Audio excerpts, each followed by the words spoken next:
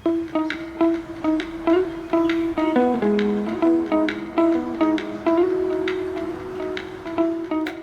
Everyone, कैसे हैं आप सभी। आशा है आप सभी लोग अच्छे होंगे। बहुत टाइम के बाद आफ्टर लॉन्ग टाइम हम आप लोगों के लिए मंथली ब्रेकआउट्स पे वीडियो बना रहे हैं।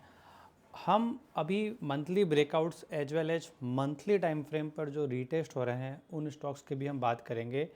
लिस्ट मैंने ऑलरेडी आप लोगों के साथ शेयर कर दिया था 1 जनवरी 2025 को, और आज हम उन पे टेक्नो फंडा बेसिस पे समझेंगे कि कौन सा स्टॉक हमको ज़्यादा अच्छा लग रहा है, कहाँ पर सपोर्ट लेवल है, किस लेवल के नीचे हमारा व्यू इनवैलिड हो जाएगा।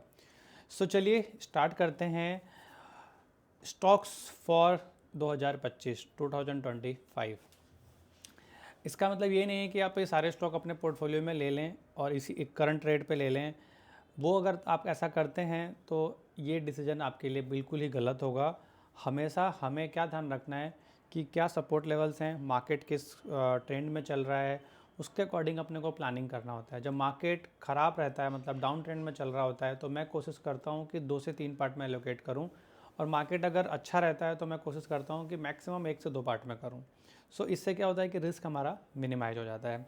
सो चलिए स्टार्ट करते हैं उन स्टॉक्स से जो हमारे जो सेटअप रूल्स हैं उन पे सटीक बैठ रहे हैं, एंड उनमें हमको वेट करना है अपने सेटअप रूल के अकॉर्डिंग। सो सबसे पहला स्टॉक आपके स्क्रीन पर दिख रहा होगा टाटा मोटर का, ठीक है। सो टाटा मोटर का अगर हम चार्ट देखें तो टाटा मोटर के चार्ट की अगर मैं बात करूं तो टाटा मोटर का चार्ट जो मैंने आप लोगों को बहुत पहले शेयर किया था 1050 के आसपास अराउंड था, 1000 से 1050, जहाँ पर हमने बात किया था कि हम यहाँ पर इसमें से जो हमारा एलोकेशन है वो हमको कम करना चाहिए या हमें प्रॉफिट बुकिंग करना चाहिए। तो यहाँ पर अगर हम देखें तो प्रॉफिट बुकिंग हुआ, प्राइस करेक्ट हुआ, फिर ऊपर गया, बट प्राइस ऊपर तो चला गया, क्लोजिंग भी दे दिया, लेकिन हम इस तरीके के हॉरिजॉन्टल मतलब अपवर्ड ट्रेंड लाइन के ब्रेकआउट पे काम नहीं करते हैं। और क्योंकि लार्ज कैप था तो लार्ज कैप के अंदर मैं कोशिश यही करता हूँ कि उसके अंदर पूरा प्रॉफिट बुक कर लूँ। मिड कैप स्मॉल कैप में ट्रेलिंग एसएल के साथ मैं ज़्यादातर काम करता हूँ। सो वो एक लेवल था। और अभी रिसेंटली अगर हम बात करें तो हमारा ट्रेंड लाइन जो हॉरिजॉन्टल ट्रेंड लाइन है उसके अकॉर्डिंग यहाँ पर ब्रेकआउट आया था, तो हमने यहाँ पे भी आपके साथ वीडियो शेयर किया था। सो अभी जो सपोर्ट लेवल बनता है वो अराउंड 610 के आसपास, एंड यहाँ पर जो एकोमुलेशन रहा है, ये जो जोन है, यहाँ पर एक रिजेक्शन भी है, तो मेरा ये मानना है कि अराउंड 700 एंड 600 एक बहुत मेजर लेवल इसका हो सकता है। इसके इन लेवल्स पर अपन प्लानिंग कर सकते हैं इन्वेस्टमेंट का। प्लस नीचे से एक ट्रेंड लाइन भी ड्रॉ करेंगे हम, वो भी लेवल यहीं पर कहीं आएगा, and plus monthly 20 moving average. So monthly 20 moving average के नीचे प्राइस ऑलरेडी जा चुका है। हम मंथली 20 पे भी तभी करते हैं जब वहाँ पर कोई एडिशनल सपोर्ट हो। तो मंथली 20 का लेवल यहाँ पर आ गया, या कोई छोटे टाइम फ्रेम पर स्विंग लो हो तो हम कर लेते हैं। बट यहाँ पर अगर हम देखें तो 20 मूविंग एवरेज रिस्पेक्ट उतना अच्छे से नहीं कर रहा है, तो हमें हॉरिजॉन्टल लाइन और ट्रेंड लाइन के अकॉर्डिंग ही प्लानिंग करनी होगी। अब इसमें काफ़ी लोगों के मन में ये आ रहा होगा कि हमारा स्टॉप लॉस क्या होना चाहिए।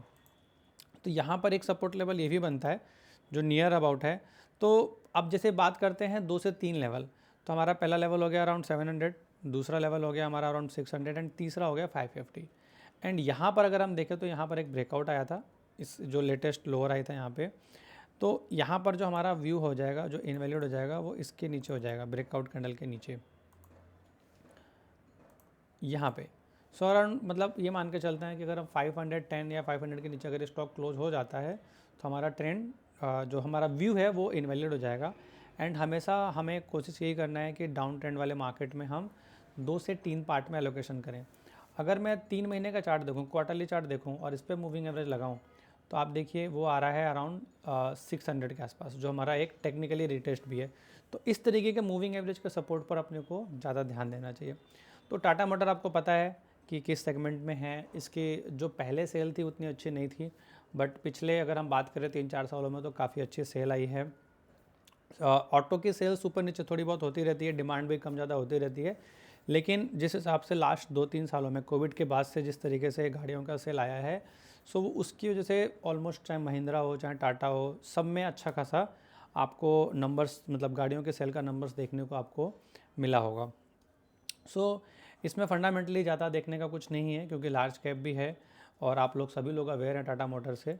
सो इस पर अपन टाइम ज़्यादा वेस्ट नहीं करेंगे। एंड आपको मैंने लेवल्स बता दिए, रीजन्स बता दिया। एंड ऊपर में अगर हम बात करें तो अप साइड में इसमें ऑल टाइम हाई का लेवल आपका अप साइड में टारगेट बनेगा। आज की डेट में ये ट्रेंड लाइन इनवैलिड हो जाएगी। अब आ जाते हैं दूसरे स्टॉक पे। तो दूसरा स्टॉक है रुद्राभिषेक एंटरप्राइजेज लिमिटेड। सो इसमें अगर हम देखें तो रुद्राभिषेक एंटरप्राइजेज लिमिटेड में हमारा यहाँ पर ऑल टाइम हाई का ब्रेकआउट आया है जून 21 का। सो ऑलमोस्ट अगर हम टाइम वाइज कैलकुलेट करें तो कितने मंथ का है, ऑलमोस्ट 42 मंथ्स का, मतलब 4 साल के आसपास का है, 3.5 से 4 साल के आसपास का।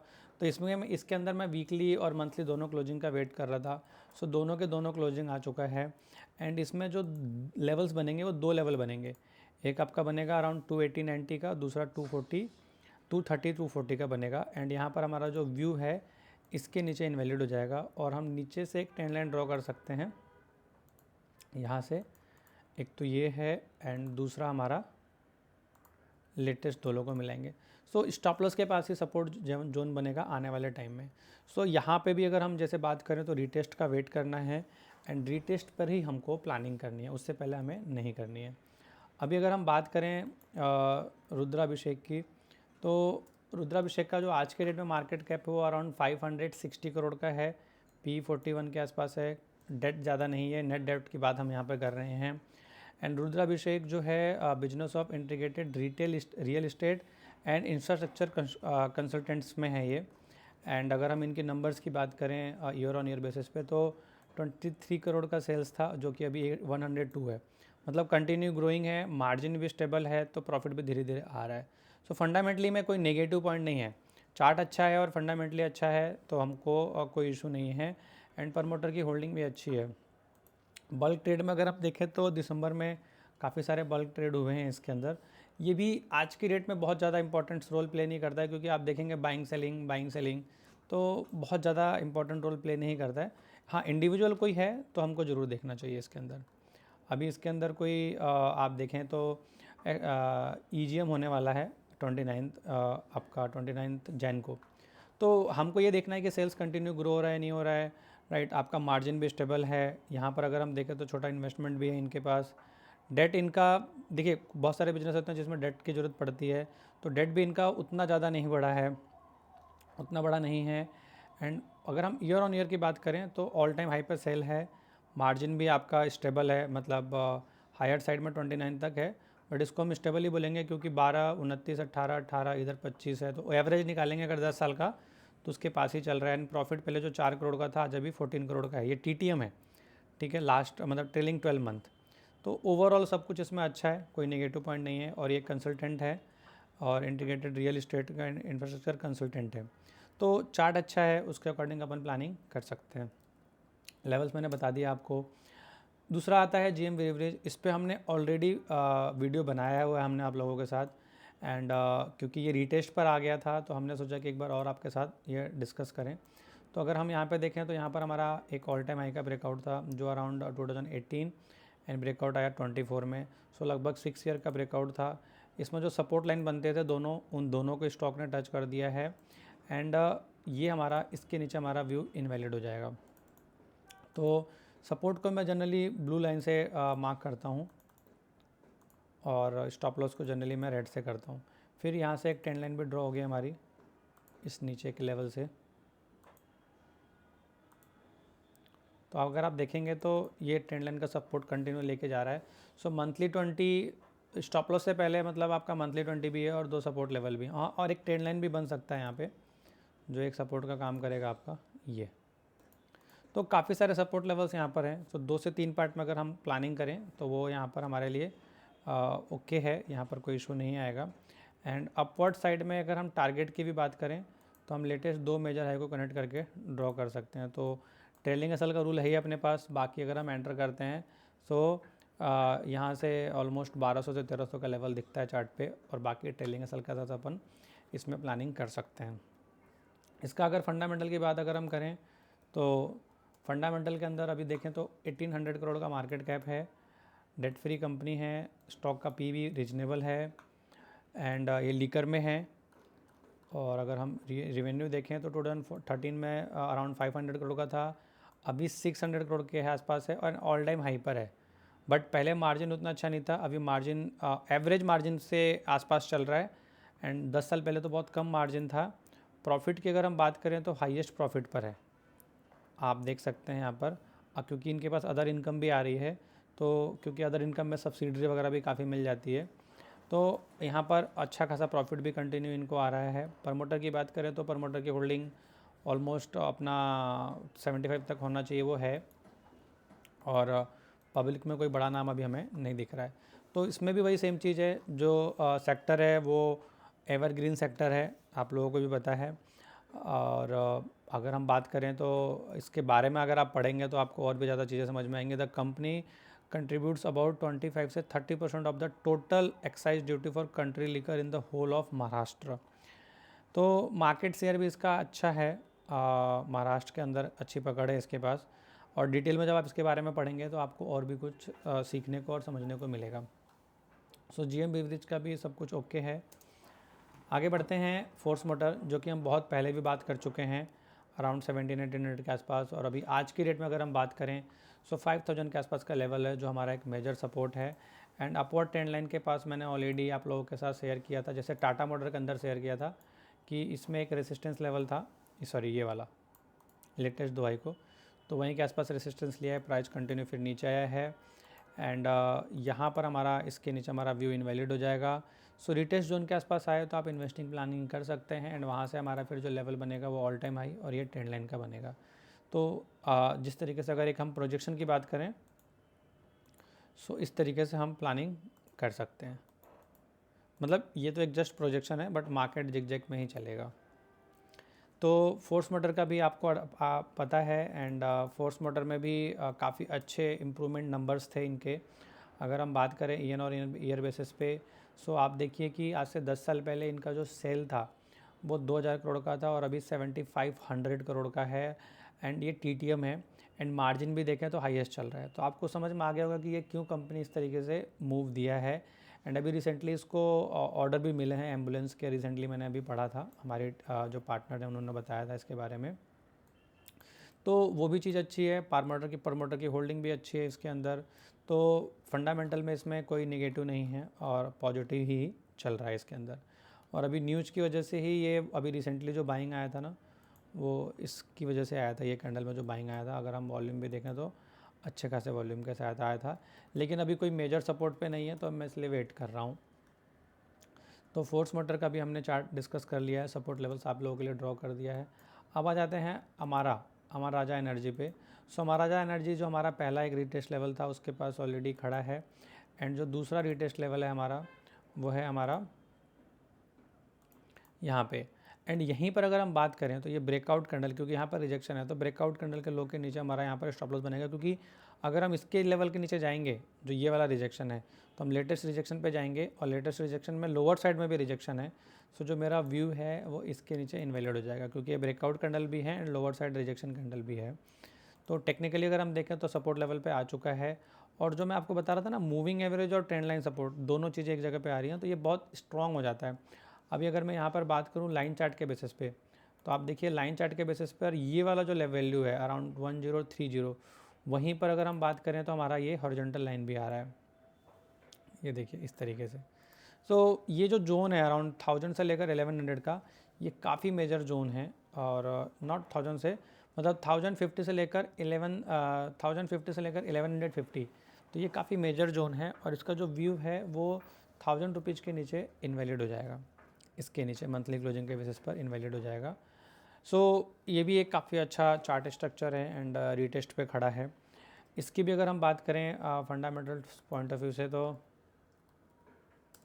अमर राजा एनर्जी की अगर हम बात करें तो 20,000 मार्केट कैप है, डेट ज़्यादा है नहीं, पी भी रीजनेबल है। और अगर हम ईयर ऑन ईयर सेल की, क्योंकि लॉन्ग टर्म में हमको ईयर ऑन ईयर सेल की बात करनी है, सो 3000 की सेल थी जो कि अभी हाईएस्ट सेल पे खड़ा है, ये चीज़ ज़रूर देखना है आपको। प्लस मार्जिन अगर हम देखें तो अच्छा है, एवरेज मार्जिन के आसपास है 15, 16, 17, 18, 16, 15, 14, 16, 18, 12, तो जो इसका मार्जिन रहता है लगभग उसके पास है, वो भी अच्छी बात है। एंड प्रॉफिट के केस में देखें तो हाईएस्ट प्रॉफिट पर अभी ये खड़ा है, तो इसमें भी कोई नेगेटिव पॉइंट नहीं है। हाँ, यहाँ पर जैसे देखें तो प्रमोटर की होल्डिंग अगर आप देखें तो 52% थी, फिर 28 हो गई, फिर अभी 28 से फिर 32 हुआ, तो प्रमोटर ने बीच में होल्डिंग बढ़ाई है। यहाँ पर एक चीज़ और आपको देखना है कि FII-DI के पास भी होल्डिंग है। तो बस कई बार हम क्या समझते हैं कि भाई 50% से नीचे अगर प्रमोटर के पास है तो ख़राब है, बट ये भी चीज़ आप देखो कि DII और FII के पास कितना माल है। तो क्योंकि वो भी एक बड़े मतलब स्टेक, उनके पास भी एक बहुत बड़ा स्टेक रहता है, तो वो भी कंपनी को गाइड करते हैं, काफ़ी सारे वो हैं। तो यहाँ पर अगर मैं देखूँ तो लगभग 50-60 मतलब लगभग 70% के आसपास बड़े लोगों के पास है, बाकी सब पब्लिक के पास है। अब क्योंकि यहाँ पर हम देखें तो 20,000 करोड़ का मार्केट कैप है, तो अगर 1% किसी के पास है तो 200 करोड़ का इन्वेस्टमेंट लगेगा, तो भी यहाँ पर नाम आएगा। बट अगर किसी के पास 100 करोड़ 50 करोड़ का है तो भी यहाँ पर नाम नहीं आएगा, क्योंकि 1% से कम है। तो फंडामेंटली अगर मैं देखूँ तो कंपनी में मुझे कोई भी चीज़ नेगेटिव नहीं दिख रही है। कंटिन्यू कंपनी ग्रो कर रही है, धीरे धीरे ग्रो कर रही है, और टेक्निकली भी अच्छा है। बाकी कंपनी के बारे में ज़रूर पढ़ा करें आप यहाँ पे जाके। सो नेक्स्ट स्टॉक है हमारा संवर्धन मदरसन इंटरनेशनल।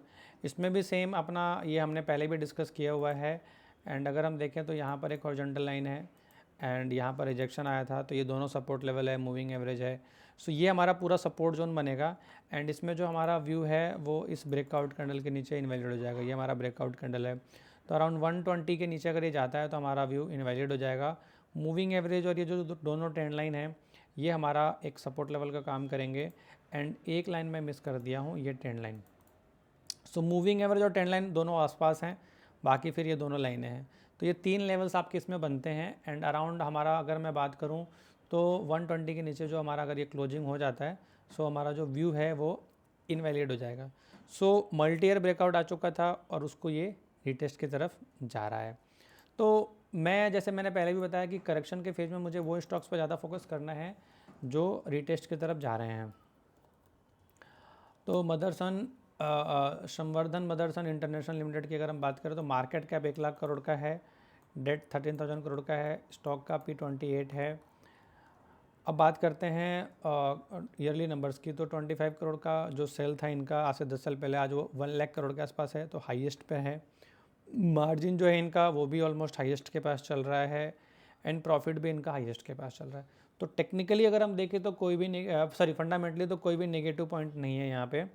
प्रमोटर की होल्डिंग 58% है, अभी 2% कम हुई है, लेकिन ये जो 2% कम हुई है वो FI और DI के पास चली गई है। एंड पब्लिक में होल्डिंग कंटिन्यू कम हुई है, जो कि एक अच्छी बात है। सो इसमें भी कोई नेगेटिव पॉइंट्स मुझे अभी तक नहीं दिख रहे हैं। तो आ जाते हैं चार्ट पे। तो चार्ट में जो लेवल्स हैं मैंने आपको बता दिए, एंड फंडामेंटल में भी कोई नेगेटिव पॉइंट हमारा नहीं है। मतलब जो चीज़ें मैं देखता हूँ उसके अकॉर्डिंग सारी चीज़ें ओके हैं। उसके बाद हम देख लेते हैं एक और नया स्टॉक है MRPL। सो MRPL की अगर हम बात करें तो MRPL के अंदर एक बहुत अच्छा सेटअप बन रहा है, जो मैंने अभी रिसेंटली देखा कि जो इसका ऑल टाइम हाई था उसका ब्रेकआउट आया था और रिटेस्ट नहीं हुआ था। सो लाइन चार्ट के बेसिस पे और कैंडल्स के हाई लो के बेसिस पे हमारा बिल्कुल सपोर्ट पे खड़ा है स्टॉक। एंड यहाँ भी हमारा एक सपोर्ट लेवल है, क्योंकि आप देखिए तो प्राइस अराउंड 36 से कितना हो गया था 172, एंड फिर दोबारा 51 आ गया था। तो ये एक बहुत अच्छा एक हाई बनाया था, वहाँ से फिर करेक्ट हो गया था। सो और यहाँ पर अगर देखें तो ये हाई कैंडल का हाई कितना है 127.65 और ये कैंडल का लो है 128।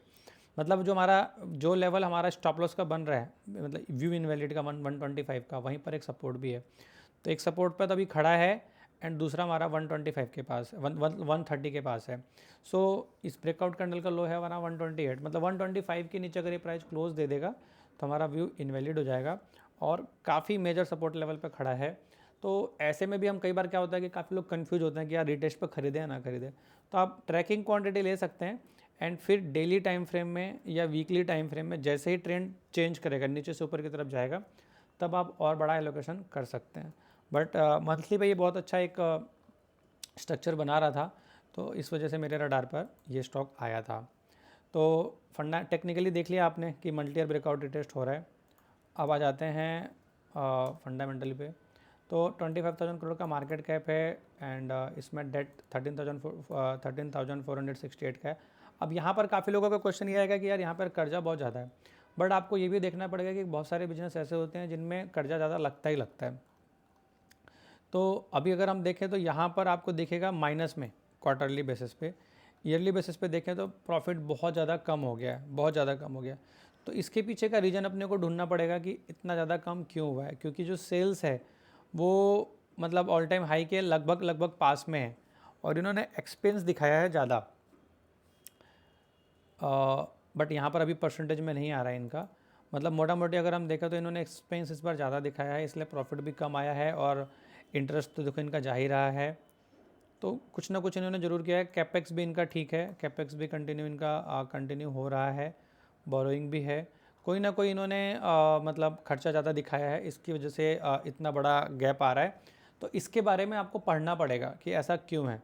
बट अगर मैं टेक्निकली देखूँ, क्योंकि ये चीज़ें पहली बार ऐसा नहीं है, देखो यहाँ माइनस में चले गए फिर प्लस में आ गए, तो इसके बारे में आपको थोड़ा डिटेल में पढ़ना पड़ेगा। तो मार्च की बात है, बट इधर भी देखो आप 2018 में इनका 4500 करोड़ का ऑपरेटिंग प्रॉफिट था, फिर सीधा आधा हो गया। तो कोई ना कोई रीज़न ज़रूर होगा इसके बारे में कि यार इनके बिजनेस के अंदर इस तरीके का मतलब दिखता ही होगा सिचुएशन। क्योंकि देखो यहाँ पे भी मार्च 2015 में लॉस है, फिर 20 में भी है, फिर उसके बाद प्रॉफिट में आ गए हैं ये लोग। तो ये चीज़ हमें थोड़ा सा पढ़ने से पता चलेगा। तो ऐसे केसेस में जब हमको कोई चीज़ समझ में नहीं आती है तो मैं क्या करता हूँ, मैं टेक्निकली फोकस ज़्यादा करता हूँ। सो फंडामेंटल इसका मुझे ओके ओके लग रहा है। और हाँ देखो प्रमोटर के पास, क्योंकि अगर हम बात करें तो ONGC के पास 71% है, एंड HPCL के पास 17% है, 71 एंड 17, लगभग 90% तो मतलब दो बड़े सरकारी कंपनियों के पास ही है, पब्लिक के पास ज़्यादा माल है ही नहीं। तो समथिंग कुछ है इसके अंदर जिसको आपको पढ़ना पड़ेगा, बिना पढ़े ये चीज़ आपको पता नहीं चलेगी। उसके लिए क्या करना है, फाइनेंशियल रिपोर्ट पढ़िए, क्रेडिट रेटिंग पढ़िए और कॉन कॉल सुनिए, तो इससे आपको आइडिया लगेगा। क्योंकि ये चीज़ नई नहीं है कि सीधा प्रॉफिट कम हो गया और बहुत तेज़ी से प्रॉफिट बढ़ भी गया। तो ऐसे में कई बार हमको टेक्निकली ज़्यादा फोकस करना पड़ता है। बाकी फंडामेंटल अगर मैं देखूँ तो इसका ऐसा होता ही होता है कई बार, बट उस फेज में इसने क्या किया है वो भी आपने को देखना ज़रूरी है। अगला स्टॉक जो है हमारा वो है आशियाना हाउसिंग। आशियाना हाउसिंग भी मैंने पहले आप लोगों को बताया हुआ है, and multi year breakout retest के अकॉर्डिंग ऑलरेडी रिटेस्ट हो चुका था, और हमारा जो स्टॉप लॉस था वो ब्रेकआउट कैंडल का लो था, वो अभी तक नहीं हुआ। मंथली 20 को और हॉरिजॉन्टल लाइन को टच करके धीरे धीरे प्राइस ऊपर की तरफ जा रहा है। मुझे लगता है कि एक बार अगर इसके ऊपर जाता है 380 के ऊपर तो मोमेंटम आ जाएगा। बट अगर ओवरऑल अगर हम देखें तो 330 एंड अराउंड 300 के आसपास इसका बहुत अच्छा रिटेस्ट लेवल था। ऑलरेडी इसको रिटेस्ट करके ऊपर जा चुका है एंड अभी भी लेवल सेम है। और अगर हम बात करें तो यहाँ से एक ट्रेंड लाइन भी ड्रॉ कर सकते हैं हम लोग, यहाँ से लेटेस्ट लो को कनेक्ट करके, तो उसका भी लेवल उसके आसपास ही पड़ेगा।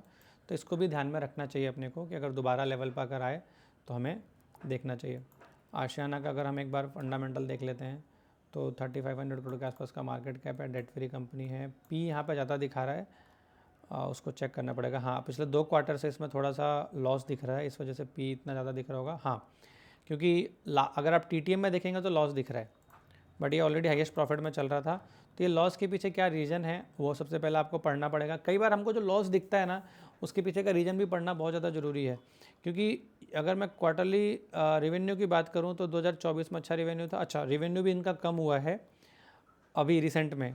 आई थिंक इनका जयपुर में भी काफ़ी सारे प्रोजेक्ट हैं और जो रिसेंटली इन्होंने लॉन्च किया है, तो नए प्रोजेक्ट पर भी इनका वो उसका इम्पैक्ट अभी इस पर नहीं दिख रहा होगा, इस वजह से इतना बड़ा गैप यहाँ पे दिख रहा है। एंड रिसेंटली जो मूव आया है नीचे से अगर मैं बात करूँ टेक्निकली, तो रिसेंटली जो मूव आया है लगभग 20% का, तो उसका भी आपको रीज़न तभी पता चलेगा जब हम इसके बारे में जो नए इनके जो अनाउंसमेंट हैं उसको पढ़ें, रेटिंग रिपोर्ट पढ़ें एंड कॉन कॉल सुना, लेटेस्ट कॉन कॉल है। तो काफ़ी सारे बिजनेस ऐसे हैं ना जिनको अगर हम पढ़ेंगे नहीं ना तो पता नहीं चलेगा कि भाई उनको लॉस क्यों हो रहा है या उनका रेवेन्यू कम क्यों हुआ है। चार्ट अच्छा है, सब कुछ अच्छा है, बट फंडामेंटल कहीं ना कहीं डाउट है ना, तो उसको बारे में पढ़िए। आप पढ़ेंगे तो आपको और अच्छा रिजल्ट मिलेगा एंड आपका कन्विक्शन डेवलप होगा। बाकी अगर हम बात करें तो 61% एंड 15 मतलब लगभग 75% तो बड़े लोगों के पास है। पब्लिक में अगर हम जाएँ तो पब्लिक में नाम नहीं आ रहा है किसी का, क्योंकि अगर किसी के पास 1% से कम का स्टेक होगा तो नहीं आएगा। तो इसमें मुझे कोई डाउट नहीं लग रहा है, चार्ट बहुत अच्छा है, चार्ट में बहुत अच्छा फॉर्मेशन है। बस जो देखने वाली चीज़ है वो यही है कि लॉस क्यों आया है और इतना गैप क्यों आया है, बट चार्ट बहुत ज़्यादा स्ट्रॉन्ग है। इसका रीज़न आपको समझ में आ जाएगा क्योंकि इनके प्रोजेक्ट्स कंटिन्यू चलते रहते हैं और नए प्रोजेक्ट्स बन रहे हैं, उसमें पैसा लग रहा है, नए प्रोजेक्ट्स सेल आउट हो रहे हैं, तो वो भी चीज़ हमको देखना ज़रूरी हो जाता है। नेक्स्ट स्टॉक है हमारा इमामी लिमिटेड। इसमें भी काफ़ी सारी क्वेरी आई थी क्योंकि हमने इसको मल्टी ईयर ब्रेकआउट पे भी लिया था, और अगर हम देखें तो इसमें हमने सपोर्ट लेवल ड्रॉ किया था।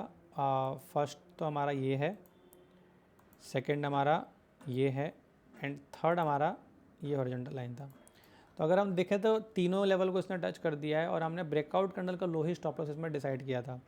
तो अगर हम देखें तो ये लो है हमारा 604 का, मूविंग एवरेज है हमारा 601 का, और इसने क्लोजिंग दिया है 600.75 का। तो बेसिकली हमें मार्जिन ऑफ सेफ्टी जो रखना होता है, तो उसके अकॉर्डिंग मेरा स्टॉप लॉस था इसके अंदर 590 का, क्योंकि मूविंग एवरेज आ गया, ये कैंडल का लो आ गया, यहाँ पर हॉरिजॉन्टल लाइन आ गया। सो प्राइस ने बिल्कुल इन लाइन क्लोजिंग दिया था, और यहाँ पर अगर हम देखें तो ट्रेंड लाइन का भी हमारा रीटेस्ट हुआ है। तो इसके अंदर इनलाइन क्लोजिंग की वजह से हमने कोई डिसीजन नहीं लिया। तो इसके अंदर हमारा जो स्टॉप लॉस बनता है आज के रेट में वो अराउंड 550 का बनता है। इसके नीचे क्लोजिंग दे देगा तो सारे सपोर्ट के नीचे भी चला जाएगा। नीचे से भी एक ट्रेंड लाइन बनती है, तो वो तो बहुत दूर है, तो इसके नीचे बंद होते ही तो हमको निकलना है। और इसमें मोमेंटम कब देखने को मिलेगा, जब हमारा लोअर टाइम फ्रेम में ट्रेंड चेंज होगा, डेली या वीकली में।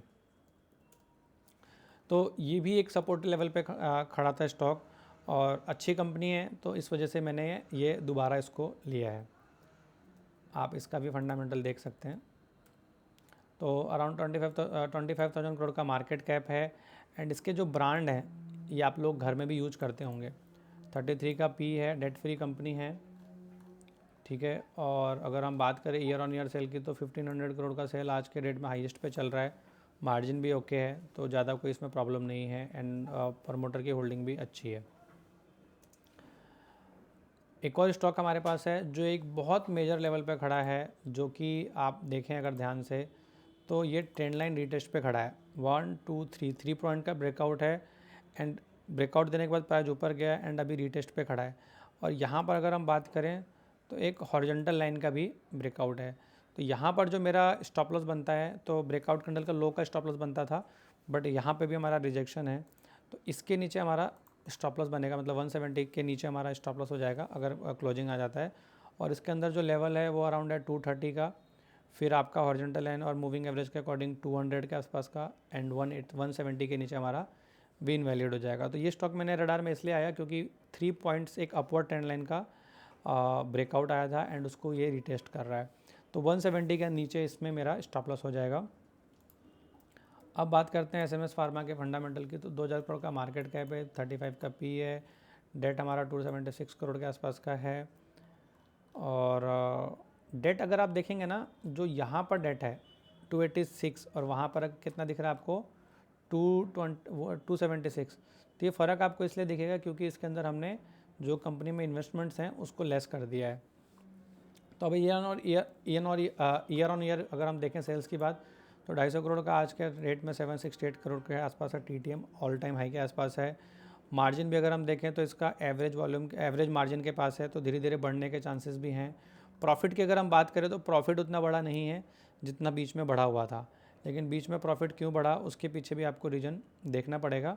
और ओवरऑल चार्ट बहुत अच्छा है, बहुत बढ़िया चार्ट है, एंड लास्ट 3 ईयर के बेसिस पे बात करूँ तो काफ़ी अच्छा मूव दिख रहा है, क्योंकि यहाँ पे मार्जिन कम हो गया था। तो कई बार मैं इसमें देख रहा हूँ कि मार्जिन बहुत तेज़ी से कम हुआ है, बहुत तेज़ी से बढ़ रहा है, तो इसमें भी आपको पढ़ना पड़ेगा, ठीक है।